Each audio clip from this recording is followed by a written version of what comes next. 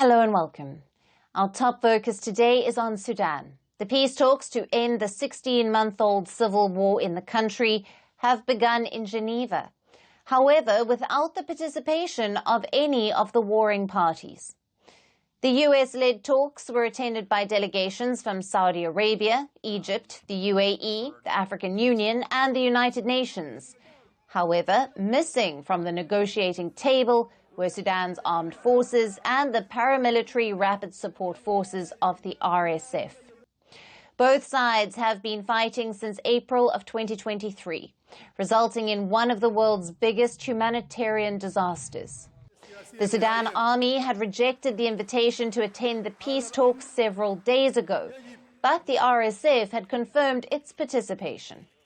RSF had sent delegates to Switzerland, but at the last minute, they ditched the talks. The group has not publicly given a reason for withdrawing. The army says the RSF has not implemented what was agreed upon during the previous talks in Saudi Arabia last year. It has accused the RSF of continuing its attacks on civilians and public facilities. The RSF has denied the accusations. The RSF said that its arrival in Geneva was a powerful testament to its resolve to ease the tensions. It called on the army to attend the talks before itself backing out. While Sudan's army has also objected UAE's presence in the talks, as it has accused the Arab nation for backing the RSF. Many Sudanese expressed hope as the talks to end the conflict undergo in Geneva, but many remain skeptical. If the United States is playing this role now, there is no problem with that. If it were Russia or China, we would welcome them as well. Any international party that calls for an end to the war and advocates for peace must be welcomed.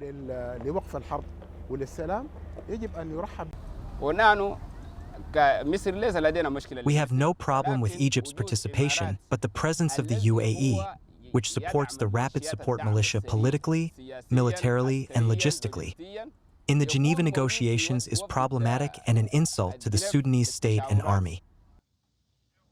The RSF has continued operations in several areas of Sudan, heavily bombarding multiple cities. It has pushed into the southeast region, displacing thousands of civilians. The situation is particularly worse in the North Darfur region, with an intense battle ongoing for the city of Al-Fashir.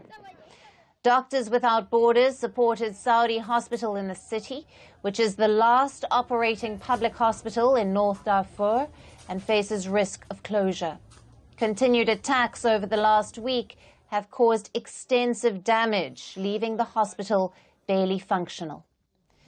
Meanwhile, the United Nations has said that Sudan is now at breaking point, as a growing number of people need food, water, shelter, and medical care. Over 8 million people have been displaced since fighting erupted last year, and thousands have been killed. The crisis has plunged the country into what the UN has called one of the worst humanitarian disasters in recent memory. Now, for more on this, we have with us Dr. Oluwole Ojewal, Regional Coordinator for Central Africa at the Institute for Security Studies in Dakar, Senegal. Thank you for being with us, Doctor. Thank you so much for having me. Now, given that neither the army nor the paramilitary RSF attended the talks, what impact has the absence of both warring sides had on the negotiations? What are the prospects for peace? Thank you so much. I think it is predictable now because you can't shave a man's head in his absence. It implies that the negotiators are only talking to themselves without the gladiators in the room. So the implication is that the center cannot hold and the mere anarchy is loosed upon Sudan. I think in the coming days, there will be a need to reassess how far these the mediators have gone and to actually prioritize where they think they should put the needed action. One is the fact that now that none of the parties are attending, it's about going back to the drawing table and then maybe now actually putting everybody lining behind the African Union to be on the driving seats as far as this peace negotiation is concerned, because the parties have actually expressed different different reservations regarding the reason why they are not participating in that, even though the people on the ground really need that peace so badly now.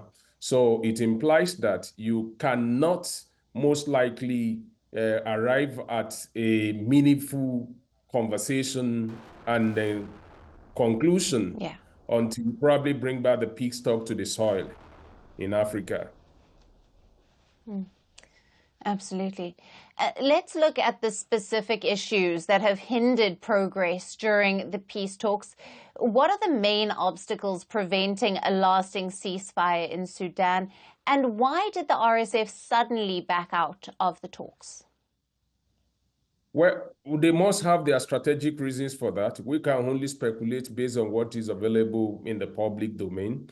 And like Sudanese which some of the people from Sudan, which I've personally interacted with, have also expressed concern about the way the peace process has been managed, in the sense that it appears that geopolitics have taken over the real issues, which is how the humanitarian consequences of the war is actually biting on the people. So you see various countries with interest aligning in different directions. Between May 2023 and August 2024 this month, about 7 initiatives and mechanisms for peace negotiation have been put in place, and they were largely championed by external actors, particularly those within the neighborhood, which Sudanese themselves express the view that they have interest, particularly in aligning behind one party or the other in this. So it implies that there's a need to de-escalate that conflict of interest before you can come to the peace negotiation table. And that is what I think is really the concern of the Sudanese, who are really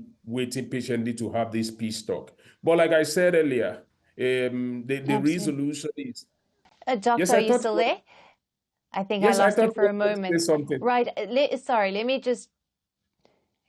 just interrupt there. You have touched on the international players' objectives. How can the international actors, especially the US, effectively support the negotiation process? For the US to be able to drive a meaningful peace engagement in Sudan, I think the number one thing is to locate everything that they want to do within the African Union.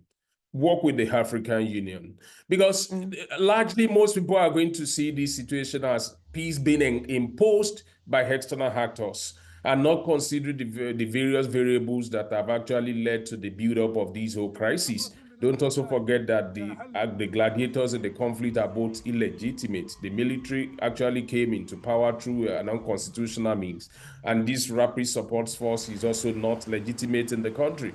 So there is a need to build coalition among the Sudanese community in terms of what do they want. That is the number one thing. And that mechanism must be channeled through the African Union.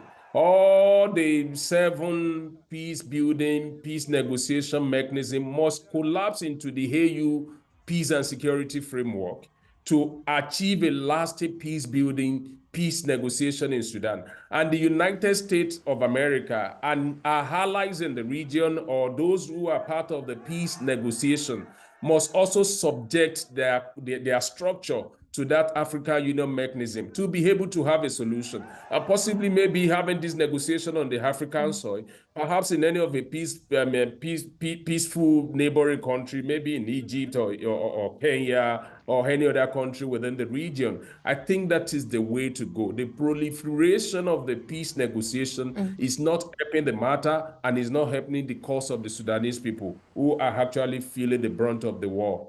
Yeah. Absolutely, the people who are suffering the most. Doctor, as always, great to have you on Firstpost Africa. Thank you for being with us. Thank you so much for having me.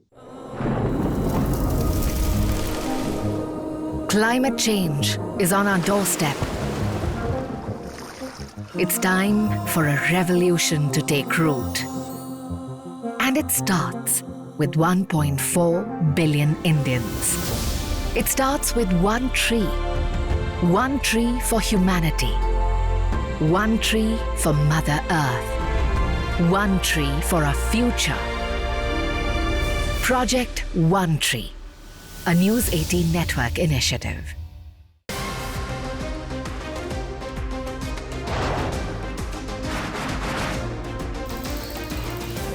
On this today, the T20 World Cup bandwagon has moved across to the West Indies.